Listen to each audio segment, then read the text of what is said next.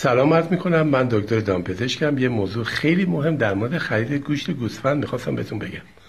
گوشت گوسفندی که میخرید چربیش که چه تو عضلش باشه، چه چسبیده باشه، چه همراه باشه، به هر صورت چربیش باید سفید باشه. اگه زرد باشه اون گوشت زرقان داشته حیوان و باید گوشتش معدوم میشده و متاسفانه نشده. من خودم تو یه سوپر دیدم، رفتم به رئیس سوپر گفتم این گوشت مسموم هست، چرا میفروشید؟ اینم کارت منه، من دکتر دامپزشکم.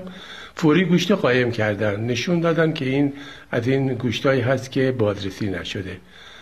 حتما توجه بفرمایید. در مورد دامهای دیگه، خرید گوشتهای دیگه، اینا بعداً خدمتتون یه ویدیوهای میفرستم، پر میکنم میفرستم. انشالله که موفق باشید، همیشه سلامت باشید.